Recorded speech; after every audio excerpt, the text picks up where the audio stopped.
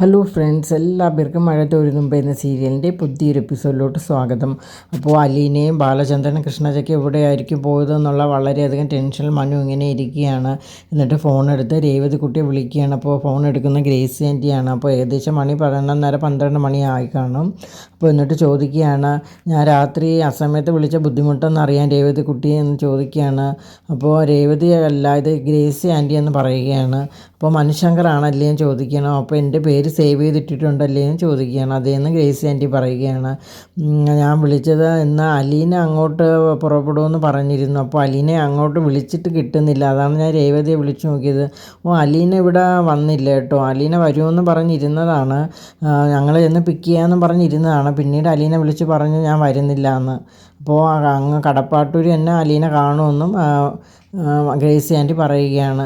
ഞാൻ അത് അറിഞ്ഞില്ലായിരുന്നു, അവിടെ ആരെയും വിളിച്ചിട്ട് കിട്ടിയില്ല, ഞാൻ ഇപ്പോൾ ജോലി സ്ഥലത്താണെന്നൊക്കെ പറയുകയാണ്. പിന്നെ അവിടെ എങ്ങനെയുണ്ട് പ്രശ്നങ്ങളൊക്കെ, അതൊക്കെ പറയണമെങ്കിൽ ഒരുപാട് സമയം എടുക്കുക ആൻറ്റി, ഞാൻ പിന്നെ ഒരു ദിവസം വിളിച്ച് എല്ലാ കാര്യങ്ങളും പറയാമെന്നൊക്കെ പറഞ്ഞിട്ട് ഫോൺ കട്ട് ചെയ്യുകയാണ്. എന്നിട്ട് മനു വീണ്ടും ബാലചന്ദ്രൻ വിളിച്ചു നോക്കിയാണ്. അപ്പോഴും ഫോൺ സ്വിച്ച് ഓഫ് ആയിട്ട് തന്നെയാണ് ഇരിക്കുന്നത്. അത് കഴിഞ്ഞ് അലീന കൃഷ്ണജയ്ക്ക് കിടക്കാനായിട്ട് പോവുകയാണ്. അപ്പോൾ റിസോർട്ടിൽ ഒരു ബെഡ് മാത്രമേ ഉള്ളൂ ആ റൂമിൽ. അപ്പോൾ അലീന സെറ്റി ഷീറ്റൊക്കെ എടുത്ത് വിരിക്കുകയാണ്. അപ്പോൾ ബാലചന്ദ്രൻ ചോദിക്കുകയാണ്, നീ എന്താണ് സെറ്റി കിടക്കുന്നത്, നീ അന്യാണോ എന്നൊക്കെ ചോദിക്കുകയാണ്. കൃഷ്ണജ മോൾ എൻ്റെ ആരാണ് മകൾ, നീയും എൻ്റെ മകൾ തന്നെയാണ്, നീ ചെന്ന് കൃഷ്ണജയുടെ അടുത്ത് കിടന്നേന്ന് പറയുകയാണ്. അങ്ങനെ അലീന ചെന്ന് കൃഷ്ണജയുടെ അടുത്ത് കിടക്കുകയാണ്. എന്നിട്ട് ബാലചന്ദ്രൻ കൃഷ്ണജയുടെ ഇപ്പുറത്തായിട്ട് കിടന്നുറങ്ങുകയാണ്. അപ്പോൾ കുറേ സമയം 2-3 മണിക്കൂറൊക്കെ കഴിഞ്ഞ് ബാലചന്ദ്രൻ എന്തോ സ്വപ്നവും കണ്ട് ഞെട്ടി എണീക്കുകയാണ്. അപ്പോൾ അടുത്ത് നിന്ന് നോക്കുമ്പോൾ കൃഷ്ണജ മോളെ കാണാനില്ല. നോക്കുമ്പോൾ ജന്നൻ്റെ അടുത്ത് ഇങ്ങനെ കാഴ്ചകൾ കണ്ട് നിൽക്കുകയാണ്. അപ്പോൾ ബാലചന്ദ്രൻ പെട്ടെന്ന് എന്നെ കൃഷ്ണജയുടെ അടുത്തേക്ക് പോവുകയാണ്. എന്ത് പറ്റി മോളെ നിനക്ക്? ഒന്നുമില്ല അച്ഛൻ, എനിക്ക് കിടന്നിട്ട് ഉറക്കം വരുന്നില്ല, വല്ലാത്തൊരു അസ്വസ്ഥത, എനിക്ക് ഒന്ന് പൊട്ടി കരയണം അച്ഛൻ, എനിക്ക് ഒരുപാട് വിഷമമുണ്ടെന്നൊക്കെ പറയുകയാണ്. അപ്പോൾ ബാലചന്ദ്രൻ കൃഷ്ണജയെ ചേർത്ത് പിടിക്കുകയാണ്. മോളെ സമാധാനിക്കുക നീ എന്നൊക്കെ പറയുകയാണ്. നമുക്ക് കുറച്ചു ദൂരം നടന്നിട്ട് വരാമെന്ന് പറയുകയാണ്. പിന്നീട് കാണിക്കുന്നത് നമ്മുടെ വൈജയന്തി വീട്ടിൽ ഇങ്ങനെ പരിഭ്രാന്തയായിട്ട് ഇരിക്കുകയാണ്. അങ്ങോട്ടും ഇങ്ങോട്ടും നടക്കുകയാണ്. ഇവിടെ പോയി ബാലചന്ദ്രൻ ഇനി അലീനയെ വിളിച്ചുകൊണ്ടായിരിക്കുമോ പോയത്, എവിടെയെങ്കിലും കൃഷ്ണജയും കൂടെ ഉണ്ടല്ലോ, അതാണ് ഏക സമാധാനം. അങ്ങനെ വൈജയന്തി ചെന്ന് ബാലചന്ദ്രൻ്റെ മുകളിലത്തെ റൂമിൽ ചെന്ന് എല്ലാം ചെക്ക് ചെയ്യാണ്. മേശയൊക്കെ തുറന്ന് നോക്കുന്നു, പൂട്ടി വെച്ച ഷെൽഫൊക്കെ തുറന്ന് നോക്കുകയാണ്.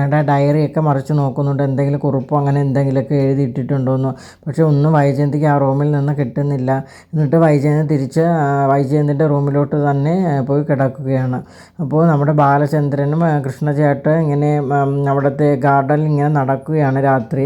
എന്നിട്ട് അവർ നേരെ ഒരു സ്വിമ്മിംഗ് പൂളിൻ്റെ അടുത്ത് വന്ന് അവിടെ കസേരയൊക്കെ ഇട്ടിട്ടുണ്ട്, അവിടെ വന്നിരിക്കുകയാണ്.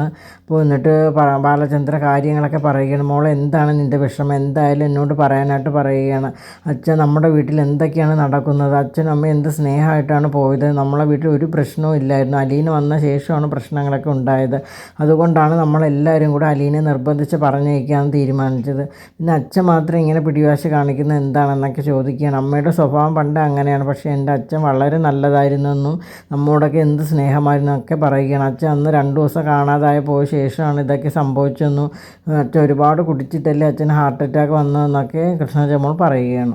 നമ്മുടെ വീട്ടിലെ സമാധാനം ഒരിക്കലും തിരിച്ച് കിട്ടിയില്ല അച്ഛൻ, ഇതെങ്ങനെയാണ് ഈ പ്രശ്നങ്ങളൊക്കെ ഒന്ന് അവസാനിക്കുന്നതെന്ന് കൃഷ്ണ ചോദിക്കുകയാണ്. അപ്പോൾ ബാലചന്ദ്രൻ പറയുകയാണ്, മോളെ ഞാൻ നിനക്കൊരു കഥ പറഞ്ഞു തരട്ടേന്ന് ചോദിക്കുകയാണ്. അപ്പോൾ സ്കൂളിലൊക്കെ പഠിക്കുന്ന ഒരു പയ്യനുണ്ടായിരുന്നു. അവനാണെങ്കിൽ ഒരുപാട് നാളത്തെ ഒരു പ്രണയം ഉണ്ടായിരുന്നു. അത് യൗവനത്തിലെത്തുന്നവരെ ആ പ്രണയം എങ്ങനെയും അവൻ്റെ അസ്ഥിയിൽ പിടിച്ച് തന്നെ ഉണ്ടായിരുന്നു. അവൻ എത്രയൊക്കെ കഷ്ടപ്പെട്ടിട്ടും ബുദ്ധിമുട്ടിയിട്ടൊന്നും ആ പ്രണയം അവൻ വിട്ട് കളഞ്ഞേ ഇല്ല. അവസാനം അവളുടെ വീട്ടുകാരെ കണ്ട് കല്യാണം ആലോചിച്ച് അവളെ വിവാഹം കഴിക്കുകയും 3 കുട്ടികളായിട്ട് സന്തോഷമായിട്ട് ജീവിക്കുകയൊക്കെ ചെയ്യുകയാണ്. പക്ഷേ അവൾ കല്യാണത്തിന് മുമ്പ് വേറൊരു പുരുഷനുമായിട്ട് ബന്ധമുണ്ടായിരുന്നെന്നും അയാളോടൊപ്പം ജീവിച്ച് ഒരു കുഞ്ഞിനെ പ്രസവിച്ച് അവളുടെ വീട്ടുകാർ ആ കുട്ടിയെ ഉപേക്ഷിക്കുകയും ചെയ്ത ഒരു ബാക്ക്ഗ്രൗണ്ട് അവൾക്കുണ്ടായിരുന്നെന്ന് പറയുകയാണ്. അപ്പോൾ ഇതൊക്കെ കേൾക്കുമ്പോൾ കൃഷ്ണജ ഒന്ന് പരിഭ്രാന്തയാവുകയാണ്.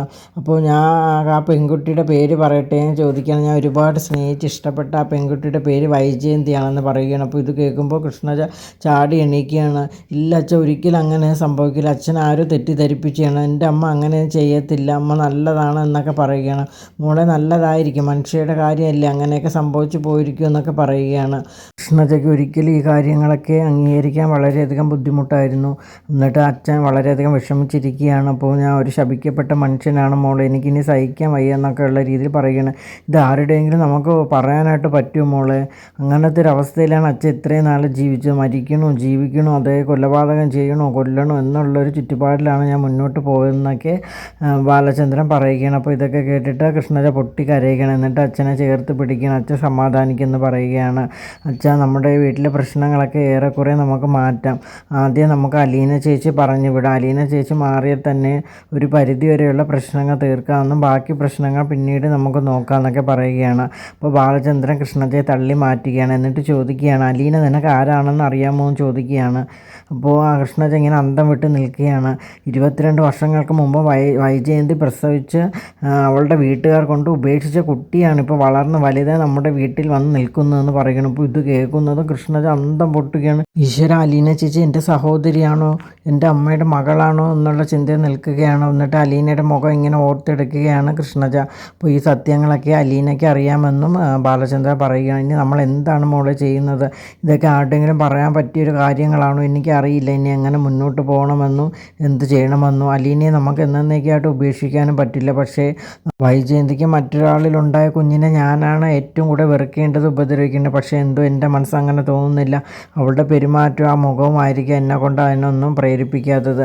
നിങ്ങളെപ്പോലെ തന്നെയാണ് അവളെ ഞാൻ കണ്ടിരിക്കുന്നതെന്നൊക്കെ പറയുകയാണ്. അപ്പോൾ അവളെ ജീവിതം ഇങ്ങനെ കൈവിട്ട് കളയാൻ പറ്റത്തില്ലെന്നും അപ്പോൾ അവളുടെ ശാപം നിങ്ങൾക്ക് 3 പേർക്ക് ഏകായിരിക്കാനാണ് അച്ഛൻ അവളെ സംരക്ഷിക്കുന്നതെന്നൊക്കെ ബാലചന്ദ്രൻ പറയുകയാണ്. അപ്പോൾ ഇതൊക്കെ കേട്ടിട്ട് കൃഷ്ണജ അങ്ങനെ നിൽക്കുകയാണ്. ഇനി നമ്മൾ എന്താണ് അച്ഛൻ ഇതിനൊരു പരിഹാരം കാണേണ്ടത് എന്നുള്ള രീതിയിൽ കൃഷ്ണജയും സംസാരിക്കുകയാണ്. ഞാൻ കല്യാണത്തിന് മുമ്പ് ഒരു കുഞ്ഞിനെ പ്രസവിച്ചു എന്നുള്ള കാര്യങ്ങൾ വൈജയന്തി അറിയുകയാണെങ്കിൽ ഒരുപക്ഷെ അവൾ സൂയിസൈഡ് ചെയ്തേക്കാം, അല്ലെങ്കിൽ ഈ ബന്ധം തന്നെ പിരിഞ്ഞേക്കാം. കാരണം അവളുടെ കഴുത്തിൽ താലി കെട്ടി അവൾ മോശക്കാരിയാണെന്ന് അറിയുന്നത് വളരെ അധികം വേദനാജനകമായ ഒരു കാര്യമാണ്. അതാണ് ഞാൻ എല്ലാം ഉള്ളിലൊതുക്കി ജീവിക്കുന്ന മോളെ. ഇനി എനിക്ക് അവളോടത്ത് പോകാനായിട്ട് പറ്റുമെന്ന് എനിക്കും തോന്നുന്നില്ല. ഇനിയുള്ള കാര്യം എങ്ങനെയാണെന്ന് എനിക്കറിയില്ല. അപ്പോൾ എല്ലാത്തിനും അലീന നമ്മുടെ കൂടെ വേണമെങ്കിൽ മാത്രമേ നമുക്ക് മുന്നോട്ട് പോകാനായിട്ട് പറ്റുകയുള്ളൂ. ഇല്ലെങ്കിൽ ഈ അച്ഛൻ തളർന്നു പോകുമെന്നൊക്കെ ബാലചന്ദ്രൻ പറയുകയാണ്. ഈ കാര്യങ്ങളൊന്നും കേൾക്കാതെയും അറിയാതെയും അലീന റൂമിൽ കിടന്ന് സുഖമായിട്ട് ഉറങ്ങുകയാണ്. അപ്പോൾ ഇതോടുകൂടി ഇന്നത്തെ എപ്പിസോഡ് ഇവിടെ അവസാനിക്കുകയാണ്. അപ്പോൾ നിങ്ങൾക്ക് എൻ്റെ വീഡിയോസൊക്കെ ഇഷ്ടമാണെങ്കിൽ എൻ്റെ ചാനലൊന്ന് സബ്സ്ക്രൈബ് ചെയ്യുക. അതോടൊപ്പം തന്നെ ലൈക്ക് ചെയ്യുക, ഷെയർ ചെയ്യുക, നിങ്ങളുടെ വലിയ അഭിപ്രായങ്ങളൊക്കെ അറിയിക്കുക. താങ്ക്